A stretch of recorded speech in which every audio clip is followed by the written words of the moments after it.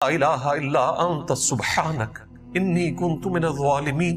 اور ان کے بھائی نے مجھے خود کہا کہ وہ یہ دعا کرتے ہوئے ساتھ پنجابی میں اپنی نیٹو لینگویج میں اس کو بیان بھی کر رہے تھے کہ اے اللہ تو تو پاک ہے, تو تو غلطی نہیں کرے گا, میں انسان ہوں, میں مانتا ہوں میں غلطی کر سکتا ہوں, مجھے معاف کر دے. وَذَنُّونَ, اور یاد کرو مچھلی والے کو, یعنی کہ یونس علیہ السلام, اِذْ ذَهَبَ مُغَاضِبًا, جب وہ غصے کی حالت میں چل پڑے. غصہ کس پہ تھا؟ قوم پہ, حق قبول نہیں کیا. لیکن ایک اجتہادی غلطی ہوئی کہ وحی کا انتظار کیے بغیر ان کو عذاب کی وعید سنا کر وہاں سے چلے گئے. اب ایک پیغمبر کے شان شان نہیں تھا کہ وہ وحی کا انتظار کیے بغیر خود سے اجتہاد کر کے وہاں سے نکل جائے. بس یہ جو ان کی اجتہادی غلطی تھی امت کے حق میں یہ کریڈٹ ثابت ہوئی, ان کا ڈیبٹ. اور سورہ یونس میں ہم پڑھ چکے ہیں کہ کبھی ایسا نہیں ہوا کہ کسی قوم کے لیے عذاب کے آثار نمایاں ہو جائیں اور ان سے وہ عذاب ٹل جائے سوائے قوم یونس کے. 1,00,000 سے زیادہ وہ لوگ تھے, قرآن میں آیا. اللہ تعالیٰ نے ان سب کو توبہ کی توفیق دی. دیکھیں وہ تو سمجھ لیں کہ جہنمیوں سے سیدھے جنتی بن گئے, کیونکہ عذاب کے آثار آنے کے بعد تو ان سے پہلے بھی قومیں اسلام قبول کر چکی تھی. فرعون نے اسلام قبول کر لیا تھا, لیکن اس وقت موت کو سامنے دیکھ کر اسلام قبول نہیں ہوتا, اللہ تعالیٰ اسے ایکسیپٹنس نہیں دیتا. قوم یونس کو اللہ تعالیٰ نے ایکسیپٹنس دے دی اور ان سب کے سب لوگوں نے اسلام قبول کیا. وہ تو کنکلوڈ کر بیٹھے تھے, دوسری طرف ان کو اجتہادی غلطی کے اوپر اللہ تعالیٰ نے آزمائش میں ڈالا. جس کشتی میں وہ سوار تھے اس میں طوفان آ گیا. وہ سب لوگ اپنے اپنے خداؤں کو یاد کرنا شروع ہو گئے. بیچ میں عبرانی یہی تھے بنی اسرائیل میں سے, ان کو تو پتا چل گیا کہ یہ تو اب طوفان ٹلنے والا نہیں ہے. وہ لوگ قرآن اندازی کیا کرتے تھے. 3 دفعہ قرآن نکالا, تینوں دفعہ ان کے نام نکلا. پہلی دفعہ نکلا تو لوگوں نے کہا نہیں اس طرح کی کوئی غلط چیز ان میں تو ہمیں نظر نہیں آتی ہے. 3 دفعہ جب قرآن ان کے نام پہ نکلا تو یونس علیہ السلام نے کہا مجھے ہی تم اب سمندر میں ڈالو گے تو ہی اس کشتی کو نجات ملے گی, کیونکہ ظاہر ہے کہ میں اپنے رب کی وحی کا انتظار کیے بغیر نکلا ہوں. ان کے ہاں یہ مشہور تھا کہ جو غلام آقا کی اجازت کے بغیر نکلتا ہے اور وہ کسی کشتی میں سوار ہوتا ہے تو وہ کشتی پھنس جاتی ہے طوفان میں. تو بات تو صحیح تھی, حضرت یونس علیہ السلام اپنے رب کی اجازت کے بغیر نکلے تھے, وحی کا انتظار کیے بغیر. پھر ایک مچھلی نے انہیں نگل لیا, اور یہ معجزانہ طور پر ہوا, ورنہ ویل مچھلی اگر آپ کو نکل لے تو دوسری طرف سے تو کچھ بھی نہیں سلامت رہے گا. جتنا بڑا اس کا معدہ ہے اور جتنا اس میں تیزاب ہے, یہ معجزانہ طور پر ہوا. اللہ تعالیٰ نے ان کو نجات دی. وہ تفصیل ہمیں بائبل میں ملتی ہے کہ بائبل سے مراد میں تورات کی بات کر رہا ہوں, یعنی تورات نہیں, یعنی وہ جو کمبائنڈ ہے. 3 دن اور 3 رات تک وہ مچھلی کے پیٹ میں رہے. 3 دن اور 3 رات گپ اندھیرا. وہاں انہوں نے ایک دعا کی, اللہ تعالیٰ نے وہ قبول کر لی. وہ دعا اسی صورت میں آئے گی. سورہ الصافات میں آگے چل کر آئے گا کہ اگر یونس علیہ السلام اس دعا کے ذریعے ہماری طرف متوجہ نہ ہوتے تو پھر مچھلی کے پیٹ سے اسی دن نکالے جاتے جس دن مردے اپنی قبروں سے نکالے جائیں گے. اللہ تعالیٰ نے اس دعا کی برکت سے ان کو نجات دے دی. واپس جب وہ قوم میں آئے تو حیران رہ گئے کہ سب لوگ ہی, یعنی سب نے رفع الدین شروع کر دیا ہے, سارے ہی چینج ہو چکے ہیں. تو بہت بڑی چیز تھی. تو اللہ تعالیٰ فرما رہا ہے کہ سیدنا یونس علیہ السلام غصے کی حالت میں اپنے قوم سے نکلے. فَظَنَّ أَن لَّن نَّقْدِرَ عَلَيْهِ, اور انہوں نے یہ گمان کیا کہ ہم ان پر گرفت نہیں کریں گے.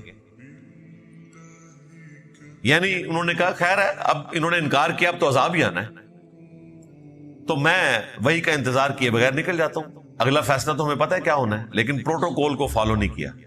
یہ پروٹوکول اللہ کے نزدیک اتنا امپورٹنٹ ہے کہ موسیٰ علیہ السلام نے بھی پروٹوکول کو جب فالو نہیں کیا تھا نا، پہلے ہی چلے گئے تھے، تو پیچھے سے سامری جادوگر نے فتنے میں مبتلا کر دیا تھا۔ وہاں پر بھی یہ الفاظ ہیں کہ موسیٰ تو نے جلدی کیوں کی آنے میں، جو ٹائم طے ہوا تھا اس سے پہلے کیوں آ گیا؟ کہا کہ ملاقات کا اشتیاق تھا، تو کہا پھر اب ہم نے تمہاری قوم کو فتنے میں مبتلا کر دیا۔ یعنی کچھ نہ کچھ رزلٹ اس کا نکلتا ہے پھر، اور اس کی تکلیف موسیٰ علیہ السلام کو بھی ظاہر کاٹنی پڑی۔ تو یہاں پر بھی گمان انہوں نے یہی کیا کہ کچھ نہیں ہوگا۔ اللہ تعالیٰ فرماتا ہے پھر فنادا فی الظلمات، وہ پکارے پھر اپنے رب کو اندھیروں میں، اللہ الہ الا انت سبحانک، کہ نہیں ہے کوئی معبود سوائے تیرے، اور تو تو پاک ہے، یعنی تو غلطی نہیں کرے گا، انسان تو غلطی کرتا ہے۔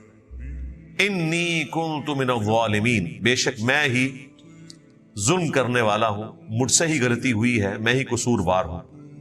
ظاہر ہے انبیاء کے حق میں ہم گناہ کا تصور تو نہیں کر سکتے، یہ ایک اجتہادی غلطی تھی جو انہوں نے اجتہاد کر لیا کہ اب چونکہ آخری وارننگ دی ہے، اس کے بعد عذاب آنا ہے تو میں یہاں سے نکل جاؤں۔ لیکن انبیاء کرام کے شان شان نہیں ہوتا کہ وہ پروٹوکول کو چھوڑ دیں اور خود سے اس حوالے سے اجتہاد کر لیں۔ یہ دعا انہوں نے مانگی 3 دن اور 3 راتوں تک۔ فاستجبنا لہ، تو ہم نے ان کی اس پکار کو سن لیا۔ ونجیناہ من الغم، اور ہم نے نجات دی ان کو اس غم سے۔ غم کیا مطلب؟ سمجھ لیں کہ موت کے منہ سے ہی واپس آئے۔ وَكَذَلِكَ نُنْجِي الْمُؤْمِنِينَ، اور بالکل اس طریقے سے ہم نجات دیا کرتے ہیں اہل ایمان کو۔ اس میں ہلکا سا اشارہ تھا کہ یونس علیہ السلام نے جتنی کمٹمنٹ کے ساتھ اللہ کے حضور دعا کی، اور ان کی دعا کی برکت سے اللہ تبارک و تعالیٰ نے انہیں نجات دی، اگر اسی کمٹمنٹ کے ساتھ کوئی بھی اہل ایمان میں سے اللہ کی طرف رجوع لائے تو ہم اسے بھی نجات دیں گے۔ وَكَذَلِكَ نُنْجِي الْمُؤْمِنِينَ، یعنی یہ دعا خاص یونس علیہ السلام تک نہیں ہے، اس کی برکات ہمیشہ رہیں گی۔ اسی لیے جامعہ ترمذی میں حدیث ہے، نبی صلی اللہ علیہ وآلہ وسلم نے فرمایا کہ جو شخص بھی یونس علیہ السلام کی دعا کے ذریعے اللہ کی طرف متوجہ ہوتا ہے، اللہ تعالیٰ اسے کبھی بھی محروم نہیں لوٹاتا۔ یہ اسماء اعظم میں سے ہے۔ آپ دیکھیں میں درس کے سٹارٹ میں بھی یہ دعا پڑھتا ہوں، جب ممبر پر آتا ہوں اس وقت بھی یہ دعا پڑھتا ہوں۔ یہ اسماء اعظم میں سے ہیں یہ 3 وظائف، لا الہ الا انت سبحانک انی کنت من الظالمین۔ دوسرا حسبنا اللہ ونعم الوکیل۔ قرآن پاک میں نبی علیہ السلام کی دعا یہ رپورٹ ہوئی، اور صحیح بخاری میں حضرت ابراہیم علیہ السلام کی دعا یہ رپورٹ ہوئی جب ان کو آگ میں پھینکنے لگے تھے، حسبنا اللہ ونعم الوکیل۔ اور تیسری یا حی یا قیوم برحمتک استغیث، یہ اسپیسیفکلی ہمارے نبی علیہ السلام کی دعا ہے جو آپ نے غزوہ بدر کے موقع پر بھی مانگی، باقی مواقع پر بھی، اور اللہ تعالیٰ نے آپ کی غیبی مدد فرمائی۔ یہ اسماء اعظم میں سے۔ اور یہاں پر اللہ تعالیٰ فرما رہا ہے کہ ہم اہل ایمان کو بھی نجات دیں گے جو یونس علیہ السلام کی دعا کے ذریعے ہماری طرف متوجہ ہوگا۔ جامعہ ترمذی میں حدیث ہے، جو شخص بھی اللہ کی حمد اور درود شریف پڑھ کر اللہ کی طرف متوجہ ہوتا ہے، اللہ تعالیٰ اسے محروم نہیں لوٹاتا۔ تو اللہ کی حمد میں یہ اسماء اعظم شامل ہیں۔ سورۃ الفاتحہ یہ بھی اسماء اعظم میں سے ہے، یہ بھی اللہ کی حمد ہے۔ وہ پڑھیں، اس کے بعد درود شریف پڑھیں اور اللہ کی طرف متوجہ ہوں، اللہ تعالیٰ دعا قبول فرمانے والا ہے۔ لیکن دعا کی قبولیت ویسے نہیں ہوگی جیسا کہ آپ چاہ رہے ہیں۔ پہلا تھم رول آپ یاد رکھیں کہ دعا کبھی ریجیکٹ ہوتی نہیں ہے۔ جامعہ ترمذی میں مسند احمد میں موجود ہے، نبی علیہ السلام نے فرمایا کہ دعا کبھی بھی ریجیکٹ نہیں ہوتی۔ جب بھی تم اپنے رب سے دعا کرتے ہو تو جو تم نے مانگا یا تو وہی تمہیں مل جائے گا، یا اس دعا کی وجہ سے اللہ تعالیٰ کوئی تمہاری مصیبت دور کر دے گا، اس کا بہتر نعم البدل تمہیں دے دے گا، یا پھر وہ قیامت کے دن کے لیے سٹور کر دی جائے گی۔ جب یہ بات صحابہ کرام نے سنی تو ان کا رسپانس دیکھیں کیا تھا.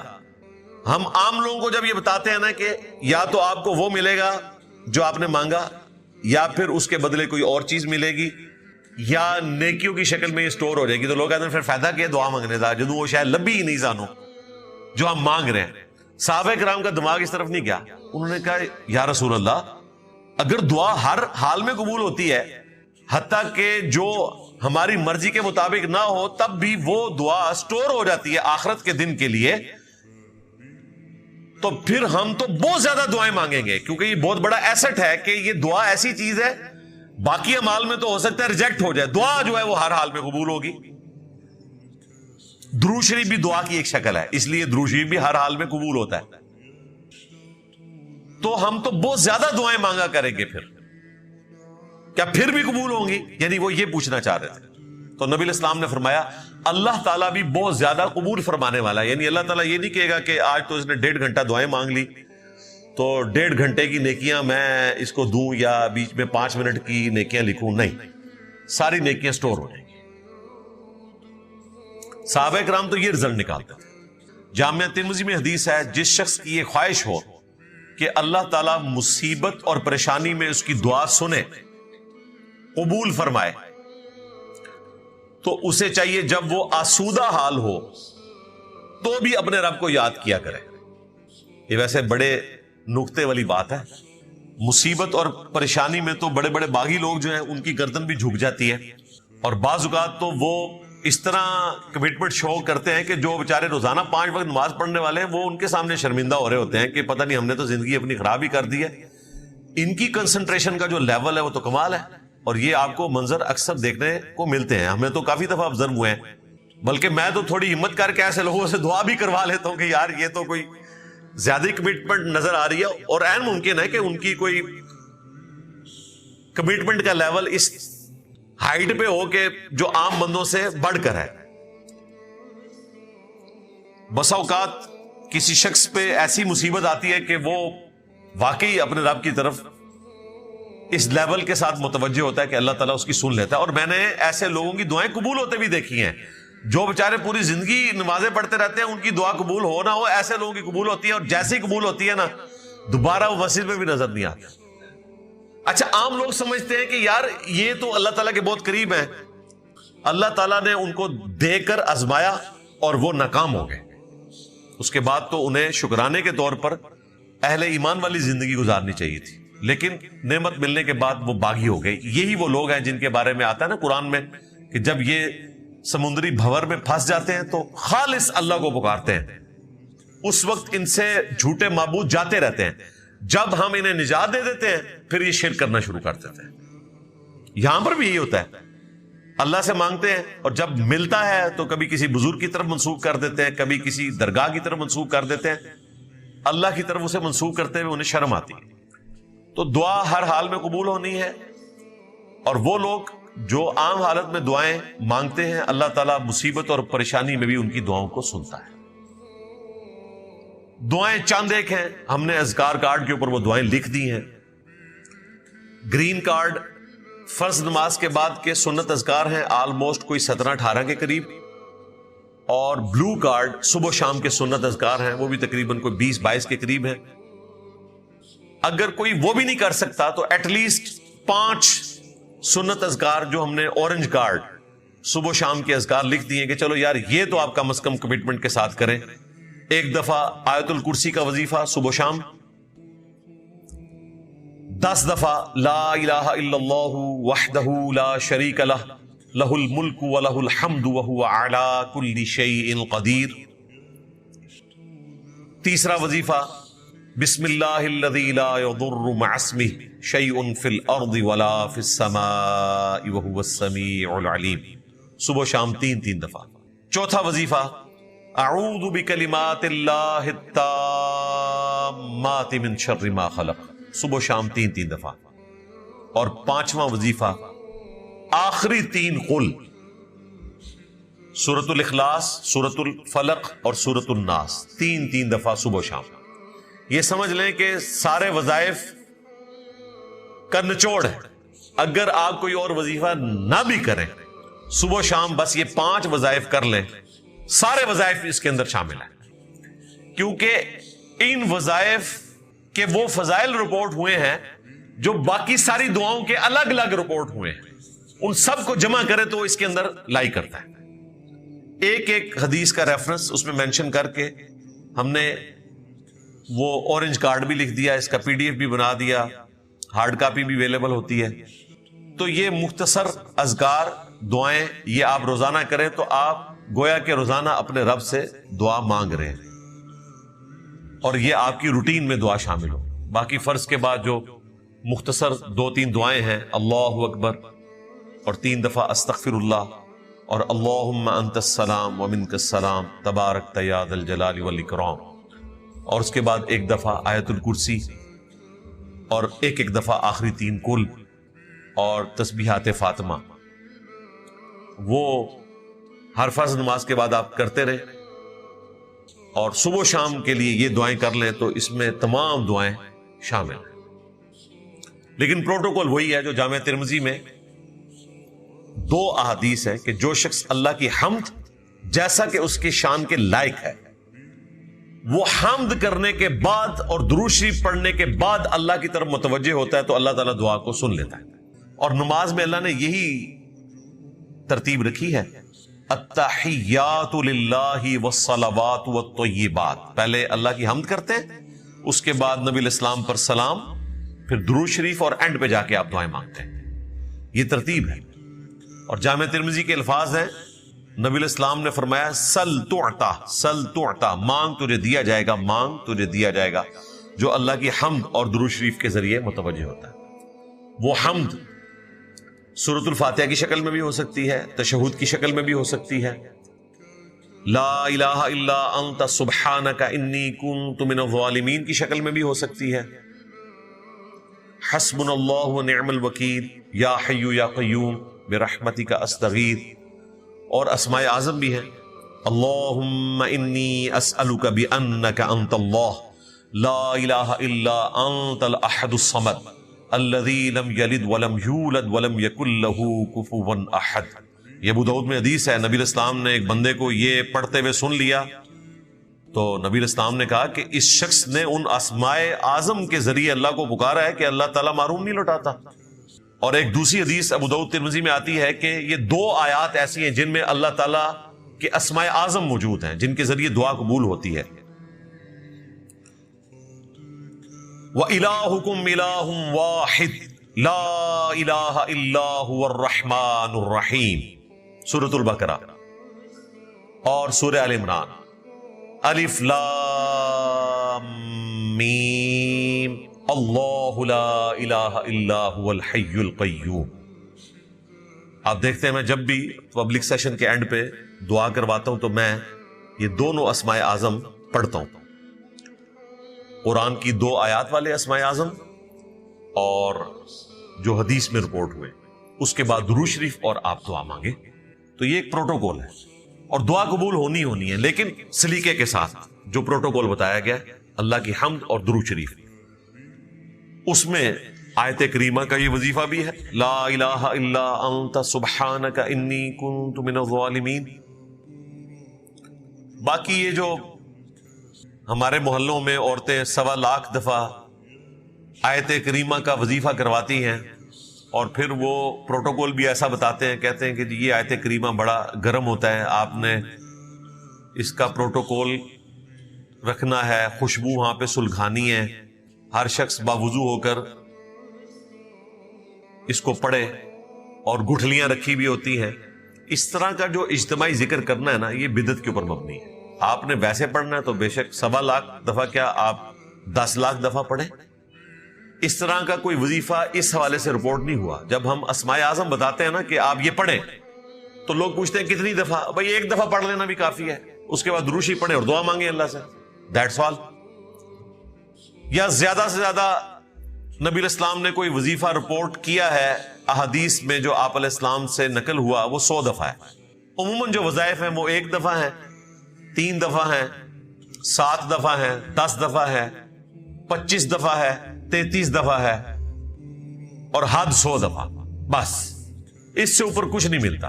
باقی وہ جنرل ذکر ہے کہ آپ جتنا بھی ذکر کریں 100 سے زیادہ دفعہ بھی کریں، لیکن اس پہ بھی قدغن ہے. بخاری مسلم میں حدیث ہے، نبی الاسلام نے فرمایا کہ اللہ تعالیٰ کو وہ عمل جو بہت زیادہ کثرت سے کیا جائے اس کی نسبت وہ عمل زیادہ پسند ہے جو مختصر ہو لیکن استقامت کے ساتھ. یہ نہیں ہے کہ ایک دن آپ نے 1000 دفعہ دروشی پڑھا ہے، اگلے دن آپ 50 دفعہ پڑھیں. اس کی بجائے آپ روزانہ 10 دفعہ پڑھ لیں. وہ تو حدیث میں نے کوٹ کی تھی مجموع الزوائد سے، طبرانی کے ریفرنس سے، کہ صبح و شام جو شخص 10 مرتبہ دروشی پڑھ لے تو قیامت والے دن نبی الاسلام کی شفاعت اس کے حق میں حلال ہو جائے گی. اور وہ مختصر درود شریف جو سنن نسائی میں رپورٹ ہوا، اللہم صلی علی محمد وعلی آل محمد، یہ آپ علیہ السلام نے تعلیم فرمایا. زید بن خارجہ کو نبی علیہ السلام نے نصیحت کی تھی کہ مجھ پر درود لازم کر لو اور اپنی دعاؤں میں کہا کرو اللہم صلی علی محمد وعلی آل محمد. سنن نسائی میں 1293 نمبر حدیث ہے انٹرنیشنل نمبر کے مطابق. تو آپ یہ دروشی پڑھ کے فضیلت کما سکتے ہیں. صبح و شام 10 دفعہ پڑھ، زیادہ جتنا مرضی پڑھیں، وہ آپ جتنا گڑ ڈالیں گے اتنا میٹھا، لیکن استقامت کے ساتھ. جو آج کل کی ہماری روٹین ہے، مصروفیات ہیں، اس میں ظاہر ہے کہ اتنے زیادہ وظائف ہر شخص نہیں کر سکتا. اچھا، اللہ تعالیٰ نے ہر بندے کو ڈفرنٹ سرکمسٹانسز دیے ہیں اور ان کے لیے وظائف الگ سے موجود ہیں. بعض لوگ اتنے فارغ ہوتے ہیں، ان کے پاس کوئی اور مصروفیت نہیں ہے، تو وہ تہجد سے لے کر اشراق تک مسجد میں بیٹھ سکتے ہیں، تو وہ بیٹھے. ہر شخص کے لیے یہ پاسبل نہیں ہوگا. کئی لوگ ہیں جو صبح سویرے مزدوری پہ نکلتے ہیں، اگر وہ اس قسم کی ایکٹیویٹی پرفارم کرنا شروع کر دیں تو مزدوری تو وہ کر بیٹھے. اسی طریقے سے بعض لوگوں کے لیے قیام اللیل کرنا آسان ہوتا ہے، بعض کے لیے عشاء کی نماز بڑی مشکل سے وہ پوری کرتے ہیں، تو ان کے لیے اس کے ایکویلنٹ وظائف موجود ہیں. صحیح مسلم میں حدیث ہے، نبی علیہ السلام فجر کی نماز کے وقت گھر سے نکلے، مسجد میں گئے، اور مسجد سے آپ نکلتے تھے جب سورج بلند ہوتا تھا. اور مسلم شریف کے الفاظ ہے خوب بلند، یعنی آپ فجر کے بعد 2-2.5 گھنٹے مسجد میں بیٹھے رہتے تھے، کیونکہ فجر تو آپ پڑھتے تھے اندھیرے میں. اور اس دوران صحیح مسلم میں آتا ہے کہ صحابہ کرام آپ کو واقعات سنایا کرتے تھے زمانہ جاہلیت کے، اور اپنی وہ غلطیاں گنوایا کرتے تھے کہ ہم تو اس طریقے سے چڑھاوے چڑھاتے تھے بتوں کے لیے، اور اس قسم کی غلط ایکٹیویٹیز میں، شرکیہ ایکٹیویٹیز میں مبتلا تھے. یعنی لائف سٹوری سنایا کرتے تھے، اور نبی الاسلام سن کے مسکرایا کرتے تھے. صحابہ کرام کہتے ہیں ہم مسکراتے تھے تو نبی الاسلام بھی وہ بیٹھ کے سنتے تھے اور مسکرا دیا کرتے تھے. یا کبھی بخاری مسلم میں آیا کہ آپ فجر کی نماز کے بعد کہتے تھے اگر کسی نے کوئی خواب دیکھا ہے تو میں اس کی تعبیر بیان کر دوں. تو اگر کسی کو خواب آتا تھا تو وہ تعبیر پوچھ لیتا تھا. تو یہ آپ کی روٹین تھی. تو مسلم شریف کی حدیث ہے، آپ فجر پڑھ کے اتنے دیر کے بعد گھر واپس آئے، آپ نے اپنی بیوی اور ہماری ماں سیدہ جویریہ سلام اللہ علیہا کو دیکھا کہ وہ پچھلے 3-4 گھنٹے سے ایک ہی جگہ مصلی پہ بیٹھے ہوئے عبادت کر رہی ہیں. نبی اسلام نے کہا تو اس وقت سے بیٹھی ہوئی ہے اور عبادت کر رہی ہے، اور میں نے ابھی گھر آ کر صرف 4 کلمات 3 دفعہ پڑھے ہیں اور مجھے تجھ سے زیادہ ثواب مل گیا. سبحان اللہ وبحمدہ عدد خلقی ورضا نفسی وزنت عرشی ومداد کلماتی. سبحان اللہ وبحمدہ کے ساتھ یہ 4 کلمات 3 دفعہ، اور مجھے تم سے زیادہ ثواب مل گئے. اس کا مطلب ہے کہ جو لوگ مسجد میں نہیں بیٹھ سکتے تو صبح شام کے اذکار میں ہم نے یہ وظیفہ ڈالا ہے. اب اگر کوئی اتنا ہی گیا گزرا ہے کہ یہ بھی نہیں پڑھ سکتا تو اس سے کم درجے کا تو وظیفہ اس کو بتایا نہیں جا سکتا. اس کو پڑھنے میں آپ کو 1 منٹ مشکل سے لگے گا اگر آپ یہ 3 دفعہ کلمات پڑھیں. اور ثواب کیا ہے؟ 4 گھنٹے مصلی پر بیٹھ کر عبادت کرنے سے زیادہ. تو گارنٹی تو نبی اسلام نے دی ہے. اسی طریقے سے نبی الاسلام نے فرمایا کہ جو شخص مہینے میں 3 روزے رکھ لے وہ اللہ کے حضور ایسا ہے، صحیح مسلم کی حدیث ہے، گویا کہ وہ ہمیشہ روزہ رکھنے والا ہے. ہمیشہ روزہ رکھنا فزیکلی یہ تو ناپسندیدہ ہے، لیکن اس کے ثواب کی خواہش تو ہر بندے کے دل میں ہے۔ نبی الاسلام نے زیادہ سے زیادہ داؤدی روزوں کی اجازت دی ہے، صحیح مسلم میں 1 دن روزہ رکھو 1 دن چھوڑ دو، لیکن جو مہینے میں 3 روزے رکھے تو اسے پورے مہینے کے روزوں کا ثواب، اور ہر مہینے رکھتا رہے یعنی کہ 36 روزے رکھے تو پورے سال کے روزوں کا ثواب۔ اور دوسری طرف صحیح مسلم میں حدیث ہے، جس نے شوال کے 6 روزے رکھ لیے رمضان کے روزے رکھنے کے بعد، تو وہ اللہ کے حضور ایسا ہے گویا کہ ہمیشہ روزہ رکھنے والا ہے۔ یعنی کہاں صرف 6 روزے شوال کے، اور کہاں ہر مہینے 3 روزے رکھنا۔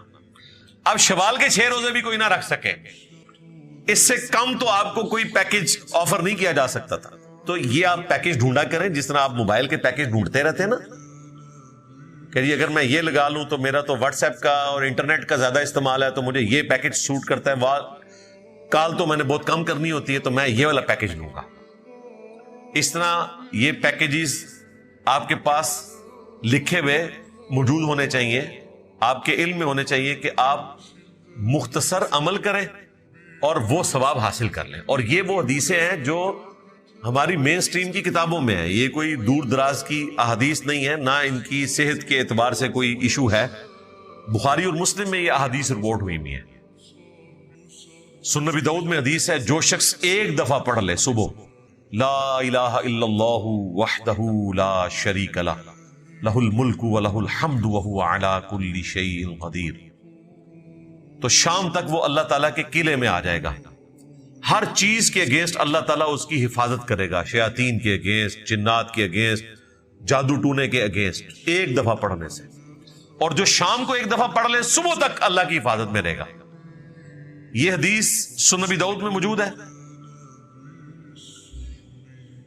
اس حدیث کو تبع تابعین میں سے جس شخص نے روایت کیا وہ خود یہ بیان کرتا ہے کہ ایک رات مجھے رسول اللہ کی زیارت ہوئی خواب صلی اللہ علیہ وآلہ وسلم، تو میں نے نبی الاسلام سے خود پوچھا، میں نے کہا یا رسول اللہ یہ حدیث صحیح سند سے میرے تک پہنچی ہے، کیا یہ آپ کی حدیث ہے کہ 1 دفعہ پڑھنے سے اتنی بڑی فضیلت؟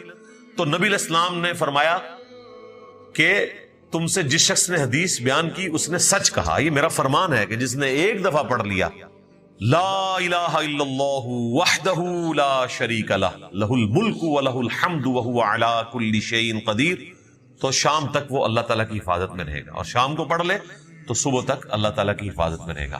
ہم نے صبح شام کے اذکار میں اس کو 10 دفعہ ڈالا ہے، کیونکہ 10 دفعہ والی فضیلت مسند احمد میں آئی ہے کہ اسے بنو اسماعیل میں 4 غلام آزاد کرنے کا ثواب ملے گا جو 10 دفعہ یہ پڑھ لے گا۔ تو 1 دفعہ بھی پڑھ لیں تو آپ کو فضیلت حاصل ہے۔ تو یہ چھوٹے چھوٹے اذکار ہیں، ان کو پڑھ کر آپ اتنی بڑے فضائل حاصل کر سکتے ہیں جو آپ زیادہ ایفرٹ پٹ کر کے بھی حاصل نہیں کر سکتے۔ تو 1.25 لاکھ دفعہ آیت کریمہ آپ کو پڑھنے کی ضرورت ہی نہیں بھائی۔ آیت کریمہ اگر آپ صبح شام 1 دفعہ پڑھ لیتے ہیں، ہر دعا کے ساتھ 1 دفعہ پڑھ لیتے ہیں، اور واقعتاً اس کا فہم اپنے ذہن میں رکھتے ہوئے گاڈ اورینٹڈ ہو کر، لا الہ الا انت سبحانک، اے اللہ تیرے سوا کوئی معبود نہیں اور تو پاک ہے نا، تجھ سے تو غلطی ہو ہی نہیں سکتی، یہ مطلب ہے اس کا۔ انی کنت من الظالمین، بے شک میں ہی ظالم ہوں، میں تو انسان ہوں، تو نے مجھے بنایا ہی ایسا ہے کہ میں تو غلطی کروں گا۔ مختصر جملہ اور سید الاستغفار ہے یہ، اس سے بہتر کوئی استغفار کا سیگا نہیں ہو سکتا۔ قرآن میں رپورٹ ہوا، اور نبی اسلام جامع ترمذی میں حدیث ہے، کہہ رہے ہیں کہ جو بھی یونس کی دعا کے ذریعے اللہ کی طرف متوجہ ہو، اللہ تعالیٰ اسے کبھی محروم ہی نہیں لوٹائے گا۔ اب یہ مختصر سا وظیفہ جو لوگ پوری زندگی سے پڑھتے رہتے ہیں نا، اسے یہ نہیں پتا کہ اس کا مطلب کیا ہے۔ مطلب کے بغیر آپ 1.25 لاکھ یا 1.25 کروڑ دفعہ بھی پڑھیں، آپ کو اس کی انٹینسٹی کا اندازہ نہیں ہے تو وہ روحانیت حاصل نہیں ہوگی۔ باقی جو اس کے فضائل ہیں، برکات ہیں، کسی نہ کسی درجے میں ایک اجمی کو بھی حاصل ہو جائیں گے، لیکن آپ 1.25 لاکھ دفعہ پڑھنے پر زور رکھیں اور آپ 1 دفعہ یہ ضرورت بھی محسوس نہ کریں کہ میں سورۃ الانبیاء سورت نمبر 21 میں آیت نمبر 87 نکال کر اس کا ترجمہ 1 دفعہ پڑھ لوں تاکہ میں اس کا ٹیسٹ فیل کروں کہ کس لجاجت کے ساتھ کس عاجزی کے ساتھ اپنے رب کے حضور ایک بندہ ریکویسٹ رکھ رہا ہے. اس میں جو سوز و گداز ہے یقین کریں کہ اس کو ایکسپریس ہی نہیں کیا جا سکتا.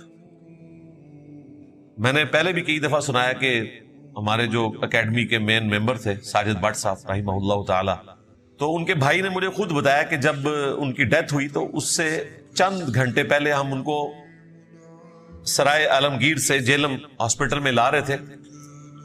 تو جیلم کے پل کے اوپر ان کو اندازہ ہو گیا کہ اب میں بچنے والا نہیں ہوں، تو انہوں نے اپنے بھائی سے کہا کہ گاڑی واپس موڑ لو، مجھے لگتا ہے کہ اب میں نہیں بچوں گا. انہیں اپنی صحت کے اعتبار سے اندازہ ہو گیا تھا. ایج صرف 46 ایئرز تھی، لیکن ہائپرٹائٹس سی ہوا، اس کی وجہ سے اللہ کے پاس چلے گئے. تو وہ کہہ رہے ہیں کہ ان کے جو آخری الفاظ تھے وہ یہی تھے، لا الہ الا انت سبحانک انی کنت من الظالمین.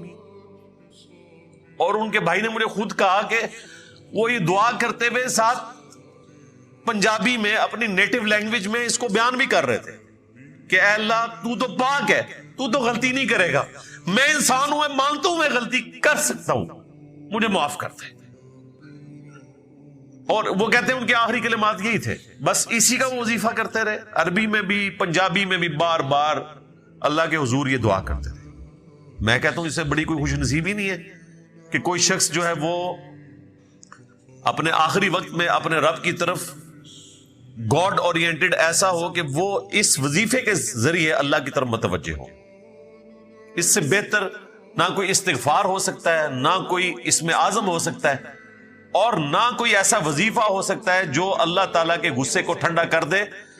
کہ وہ غصہ کہ جس کا ذکر سورہ الصافات میں آیا کہ یونس اگر یہ کلمات نہ کہتا تو اس نے اسی دن مچھلی کے پیٹ سے نکلنا تھا جس دن مردوں نے اپنی قبروں سے اٹھایا جانا تھا. یعنی وہ مچھلی کا پیٹ یونس کی قبر بن جانی تھی اگر وہ یہ کلمات نہ کہتا. تو آپ ذرا اندازہ کریں یہ غیر معمولی وظیفہ ہے.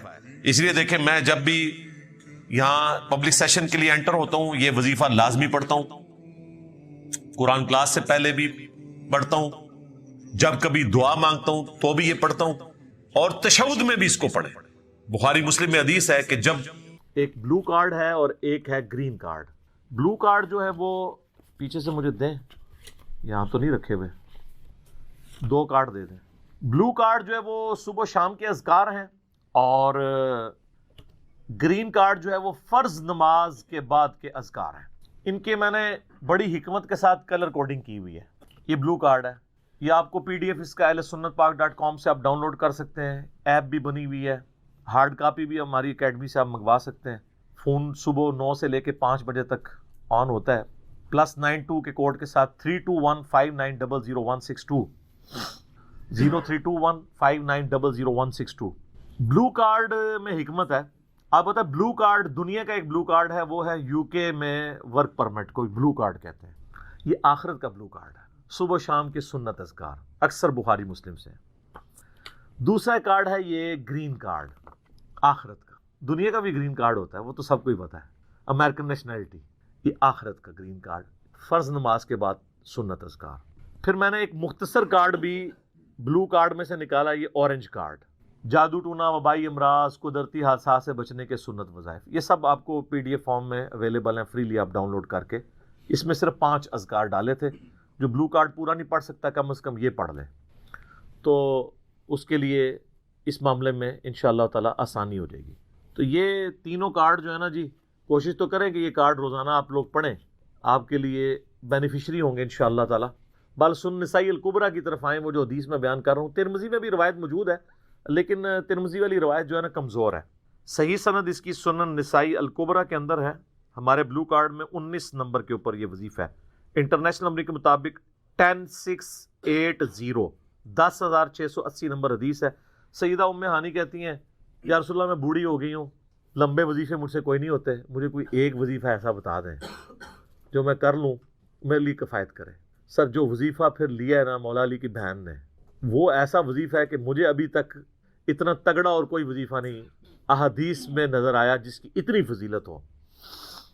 آپ علیہ السلام نے فرمایا 100 دفعہ روزانہ سبحان اللہ پڑھ لیا کرو، تمہیں 100 غلام آزاد کرنے کا ثواب ملے گا۔ سر روزہ اگر آپ توڑ بیٹھیں تو ایک غلام آزاد کرنا پڑتا ہے، تو 100 روزوں سے بھی کے برابر یہ آپ سمجھ لیں۔ 100 دفعہ الحمدللہ پڑھ لیا کرو، تمہیں 100 گھوڑے اللہ کی راہ میں جہاد کے لیے بھیجنے کا ثواب ملے گا۔ 100 دفعہ اللہ اکبر پڑھ لیا کرو، تمہیں 100 اونٹ اللہ کی راہ میں بھیجنے کا، قربان کرنے کا، نہر کرنے کا ثواب ملے گا۔ 100 اونٹ، سر ایک اونٹ کی قیمت آلموسٹ 2-2.5 لاکھ روپے، کروڑوں روپے کا وظیفہ ہے جی، یہ ملینز آف ڈالرز کا یہ وظیفہ ہے فری میں۔ اور 100 دفعہ لا الہ الا اللہ پڑھ لیا کرو، یہ زمین و آسمان کے درمیان جتنا فاصلہ ہے اس کو ثواب سے بھر دے گا۔ سر لا الہ الا اللہ کے پھر برابری کون کر سکتا ہے؟ وہ حدیث بطاقہ ہے نا، کاغذ کے پرزے والی حدیث جامع ترمذی میں، کہ ایک شخص کے 99 دفاتر گناہوں کے کھولے جائیں گے اور نامہ مال تل رہا ہوگا تو اللہ تعالیٰ فرمائے گا میں کسی کے ساتھ ناانصافی نہیں کرتا۔ دوسری طرف ایک کاغذ کا ٹکڑا ڈالا جائے گا جس پہ لا الہ الا اللہ لکھا ہوگا۔ وہ شخص کہے گا یہ ایک ٹکڑا کیا کر سکتا ہے، بس وہ رکھنے کی دیر ہوگی، وہ پڑھنا بھاری ہو جائے گا۔ اللہ کے نام سے تو وزنی کوئی چیز نہیں ہو سکتی، اسے کہتے ہیں کاغذ کے پرزے والی حدیث، اس کے لیے جنت کا حکم ہو جائے گا۔ لا الہ الا اللہ کا مقابلہ نہیں ہے۔ تو یہ 4 وظیفے ہیں، سبحان اللہ، الحمدللہ، اللہ اکبر، لا الہ الا اللہ۔ یہ اتنا محبوب وظیفہ ہے کہ جو سنن نبی داؤد میں، جامع ترمذی میں صلاۃ و تسبیح والی حدیث ہے، اس میں 300 دفعہ کون سے کلمات پڑھے جاتے ہیں؟ یہی سبحان اللہ والحمد للہ ولا الہ الا اللہ واللہ اکبر، بس اتنا ہی پڑھنا ہوتا ہے۔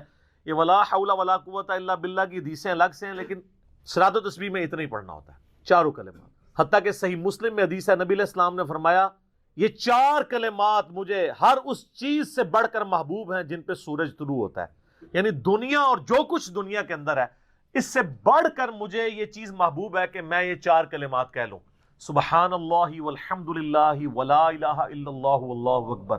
اور صحیح مسلم کی ایک اور حدیث ہے کہ نبی علیہ السلام نے فرمایا اللہ تعالیٰ کو اس سے بڑھ کر کوئی اور کلمات محبوب نہیں ہے، اور یہ حصہ بخاری میں بھی ہے اس کا، اور اس میں اللہ تعالیٰ کی طرف سے کوئی پابندی نہیں ہے، تم ان کی ترتیب بھی بدل سکتے ہو، یعنی سبحان اللہ کے بعد آپ اللہ اکبر پڑھ لیں، پھر لا الہ الا اللہ، کوئی فرق نہیں ہے۔ یہ ایک اوپن چیز ہے، آپ یوں بھی کر سکتے ہیں کہ پہلے 100 دفعہ پڑھ لیں سبحان اللہ سبحان اللہ سبحان اللہ، الحمدللہ الحمدللہ الحمدللہ، اللہ اکبر، کیونکہ را کو پھر لام سے ملائیں گے، اللہ اکبر اللہ اکبر اللہ اکبر، لا الہ الا اللہ لا الہ الا اللہ لا الہ الا اللہ۔ اور یوں بھی پڑھ سکتے ہیں، وہ زیادہ بہتر ہے، سبحان اللہ والحمد للہ ولا الہ الا اللہ واللہ اکبر، کیونکہ اکبر پہ وقف کریں گے، ورنہ یہ سبحان اللہ تو الحمدللہ ہی پڑھ نہیں سکتے آپ، کیونکہ الحمدللہ الحمدللہ بنے گا کانٹینیوس، جیسے اللہ اکبر اللہ اکبر اللہ اکبر بنتا ہے، تو وقف کرنا پڑے گا سوائے سبحان اللہ کے۔ سبحان اللہ یہ تو پڑھ سکتے ہیں، لیکن الحمدللہ کو الحمدللہ وقف کرنا پڑے گا۔ اللہ اکبر اگر ملائیں گے تو اللہ اکبر را کو لام سے، تو اس کی بجائے اتنی مشکل میں نہ پڑھیں، سبحان اللہ والحمد للہ ولا الہ الا اللہ واللہ اکبر، ایک تسبیح پڑھ لے، 4 وظیفے 100 دفعہ ہو جائیں گے، کیونکہ نبی علیہ السلام نے اجازت دے دی ہے نا، آگے پیچھے دائیں بائیں کچھ بھی کر سکتے ہو، اور یہ ترتیب تو صلاۃ و تسبیح میں موجود ہے۔ نبی علیہ السلام نے کلمات پڑھے بھی ہیں، آپ کو پتہ ہے تبلیغی جماعت والے 3 وظیفے بتاتے ہیں، ویسے بڑی سمجھداری سے ہی کسی نے وہ ڈیوائز کیے ہوئے ہیں۔ 100 دفعہ وہ یہ بتاتے ہیں سبحان اللہ والحمد للہ ولا الہ الا اللہ واللہ اکبر، وہ ساتھ وہ بھی بتاتے ہیں ولا حول ولا قوت الا باللہ، وہ بھی پڑھ سکتے ہیں، وہ بھی صحیح بخاری میں رات کو اٹھتے وقت کی دعا ہے، ہل علی العظیم تک بھی پڑھ سکتے ہیں، وہ ابن ماجہ میں موجود ہے۔ میرا ایک یوٹیوب پہ کلپ ہے 6 کلموں کا ثبوت، تو میں نے بتایا 4 کلمے ثابت ہیں، 2 مولویوں کے لکھے ہوئے ہیں آخری والے جو ہیں، تو بلکہ وہ میرا بیٹا تو وہ اس کے وہ کورس میں آیا تو اس نے وہ 2 یاد ہی نہیں کیے، تو اس کو ماں کہہ رہی یاد کرو، کہتی ثابت، وہ کہتا ثابت ہی نہیں ہے تو کیوں سارے یاد کرو۔ ہم ریکویسٹ کریں گے، ہمارے پاس بھی وہ کورس اسلامیات کا جو ہے نا اس کو ریویو کرنے کے لیے بھیجا ہوا ہے ہماری اکیڈمی میں انہوں نے، تو ہم اس میں ان کو ریکویسٹ کریں گے کہ یہ آخری 2 کلمے نکال دیں، پہلے 4 کلمے ثابت ہیں، وہ تو ثابت ہی نہیں ہے، تو خام خواہ لوگوں کو آپ رٹا رہے ہیں، الٹا جن لوگوں کی شادی ہونے والی ہوتی ہے وہ بیچارے ٹینشن میں پڑے ہوتے ہیں 6 کلمے یاد کرنے کے، حالانکہ کلمے کے ساتھ تو کوئی تعلق ہی نہیں اس کے۔ تو یہ جو صلاۃ و تسبیح کے اندر بھی پڑھا جاتا ہے، لیکن اس میں لا حول ولا قوت الا باللہ نہیں، وہ تو لادہ سے بخاری مسلم میں حدیث ہے کہ جنت کے خزانوں میں سے ایک خزانہ ہے لا حول ولا قوت الا باللہ، تو آپ پڑھنا چاہتے ہیں ضرور پڑھیں۔ اس میں وظیفے کے طور پہ آپ پوری تسبیح اس کی پڑھ لیں بے شک. تو تبلیغ جماعت والے ایک یہ بتاتے ہیں 100 دفعہ درود شریف بتاتے ہیں اور 100 دفعہ استغفار بتاتے ہیں. بہت انٹلیکچوئل چیز ہے. یہ وظیفہ اتنا کمال ہے کہ آپ کے ہر فرض نماز کے بعد یہ وظیفہ نبی علیہ السلام نے مشروع کیا ہے. مسلم شریف میں حدیث ہے ہر فرض نماز کے بعد یہ وظیفہ پڑھنے والا کبھی نامراد نہیں جاتا. 33 دفعہ سبحان اللہ، 33 دفعہ الحمدللہ اور 34 دفعہ اللہ اکبر. اور ایک حدیث میں ہے مسلم شریف کی کہ جو پڑھے 33 دفعہ سبحان اللہ، 33 دفعہ الحمدللہ، 33 دفعہ اللہ اکبر اور 100 کا عدد پورا کرنے کے لیے پڑھ لے لا الہ الا اللہ وحدہ لا شریک لہ لہ الملک و لہ الحمد وہو علی کل شیء قدیر. 100 کا عدد اس سے بھی پورا کر سکتے ہیں اور 100 کا عدد اللہ اکبر کہہ کے بھی پورا کر سکتے ہیں. تو اس کے سارے گناہ معاف کر دیے جائیں گے اگرچہ سمندر کی جھاگ کے برابر ہی کیوں نہ ہو. لیکن وہ صغیرہ گناہ، کبیرہ گناہ صرف توبہ سے معاف ہوتے ہیں. وہ صحیح مسلم میں حدیث ہے کہ اگر بڑے گناہوں سے بچا جائے تو ایک جمعے سے دوسرا جمعہ، ایک رمضان سے دوسرا رمضان اور ایک نماز سے دوسری نماز درمیان کے گناہوں کا کفارہ بن جائے گی. لیکن جو نماز ہی نہیں پڑھتا تو جمعہ پڑھتا رہے تو وہ تو بڑے گناہوں سے نہیں بچا ہوا نا. مسلم شریف میں حدیث ہے بندے کے کفر اور اسلام کے درمیان فرق نماز ہے. یہ نہ ہو کہ ایک رمضان پڑھ لے اگر رمضان کے بیچ چلے سارے، نہیں نہ اس طرح نہیں ہوگا. تو یہ وظیفہ اتنا کمال ہے. بخاری مسلم دونوں میں حدیث ہے کچھ غریب صحابہ حضور کے پاس ہے یا رسول اللہ ہر مقابلے میں ہم برابری کر لیتے ہیں امیر اصحاب کی. وہ روزے رکھتے ہیں ہم بھی روزے رکھ لیتے ہیں، وہ نمازیں پڑھتے ہیں ہم بھی نمازیں پڑھ لیتے ہیں، وہ جہاد کرتے ہیں ہم بھی جہاد کر لیتے ہیں. ایک معاملے میں آ کے ہم مارے جاتے ہیں. قرآن میں بار بار ہے اللہ کی راہ میں خرچ کرو، ہم تو خود ہی غریب ہیں. تو آپ ہمیں کوئی اس کا حل تجویز کریں. تو آپ فرمایا میں تمہیں ایک ایسی چیز بتاتا ہوں کہ تم ان کی برابری کر لو گے. تم ہر فرض نماز کے بعد 33 دفعہ سبحان اللہ، 33 دفعہ الحمدللہ، 34 دفعہ اللہ اکبر پڑھ لیا کرو. یہ بخاری مسلم دونوں میں.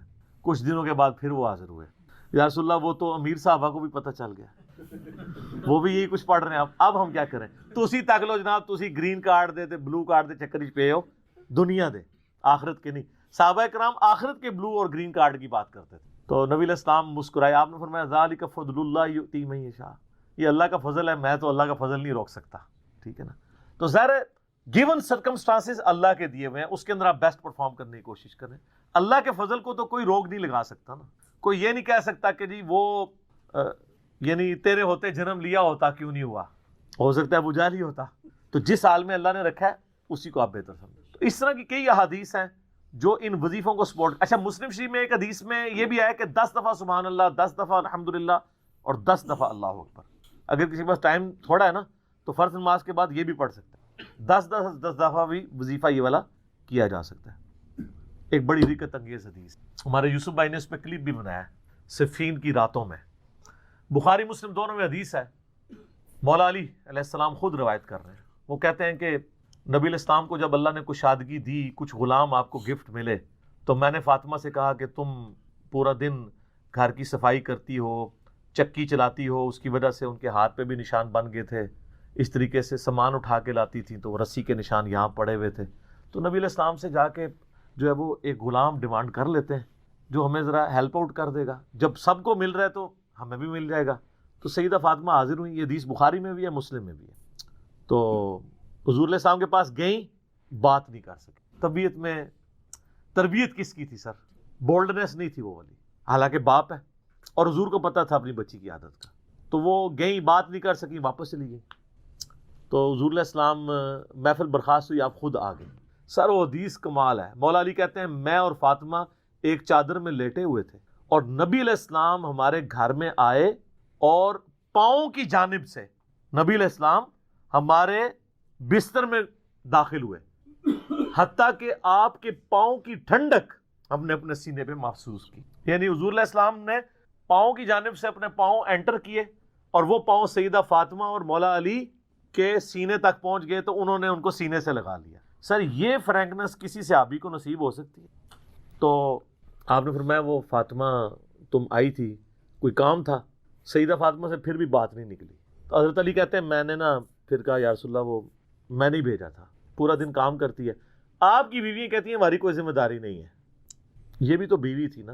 بخاری مسلم میں حدیث ہے جنتی عورتوں کی سردار ہے فاطمہ سلام اللہ علیہا. تو میں نے غلام کے لیے عرض کیا تھا یہ تھک جاتی ہے ہمیں ہیلپ آؤٹ کر دے گا. آپ علیہ السلام فرمایا میں تمہیں اس سے بہتر نہ چیز عطا کروں. کہ یا رسول اللہ عطا کرے. یعنی آپ لوگ تو سمجھ رہے ہوں گے کہ غلام مانگا ہے تو شاید ایک گھوڑا بھی ساتھ گفٹ مل جائے گا. ان کا جب رات کو بسترے پہ جانے لگو نا تو 33 دفعہ سبحان اللہ، 33 دفعہ الحمدللہ اور 34 دفعہ اللہ اکبر پڑھ لیا کرو، یہ تمہارے لیے اس غلام سے بھی بہتر ہے، یعنی سارے دن کی تھکاوٹ اتر جائے گی۔ سر یہ بہت بہترین وظیفہ ہے۔ تو اچھا، یہ حدیث مولا علی پوری زندگی سنایا کرتے تھے، کیونکہ حضرت فاطمہ اور مولا علی کی ایک محبت بڑی مثالی تھی۔ پھر لوگ بھی جو ہے نا وہ مولا علی سے پوچھا کرتے تھے، وہ فاطمہ والی حدیث، تسبیح فاطمہ، اسے تسبیح فاطمہ اسی لیے کہا جاتا ہے۔ تو یہ حدیث جب بیان کی مولا علی نے تو آگے نے تابعین نے پوچھ لیا، بخاری مسلم دونوں میں ہے، کہ حضرت علی کہتے ہیں کہ وہ دن ہے، آج کا دن ہے، میں نے کبھی یہ وظیفہ چھوڑا نہیں ہے۔ سر استقامت تو خود مل جاتی ہے، جس کے بسترے میں جا کے نبی علیہ السلام وظیفہ سکھا رہے ہوں تو وہ پوری زندگی اس واقعے کو کبھی بھول سکتا ہے کہ مجھے خود آ کے میرے بسترے میں آ کے، اور حتیٰ کہ آپ کے قدم مبارک میرے سینے سے لگے تھے، اس حال میں حضور نے مجھے یہ تحفہ دیا ہے، وہ تحفہ کوئی بھلا سکتا ہے؟ تو تابعی نے کہا کہ مولا علی سے کہا کہ کیا جنگ صفین کی راتوں میں بھی آپ یہ وظیفہ پڑھا کرتے تھے؟ جب مسلمانوں پہ اتنا مشکل وقت تھا، آپ میدان جنگ میں تھے، آپ دیکھیں 30 سال کے بعد مولا علی کو تلوار دوبارہ اٹھانا پڑی اسلامی نظام کو بچانے کے لیے۔ تو مولا نے کہا ہاں، صفین کی راتوں میں بھی میں نے کبھی یہ وظیفہ نہیں چھوڑا۔ تو اس پہ وہ کلپ بنایا تھا صفین کی راتوں میں۔ یہ اتنا کمال کا وظیفہ ہے۔ اللہ تعالیٰ ہمیں اس وظیفے پہ استقامت دے، اور کچھ نہ کر سکیں یہ ضرور کیا کریں۔ بخاری مسلم میں حدیث ہے، عائشہ کہتی ہیں نبی علیہ السلام نے فرمایا کہ اللہ تعالیٰ کو سب سے بڑھ کر محبوب عمل وہ ہے جو مستقل مزاجی سے کیا جائے، خواہ تھوڑا ہی کیوں نہ ہو، بنسبت اس عمل کے جو بہت زیادہ ہو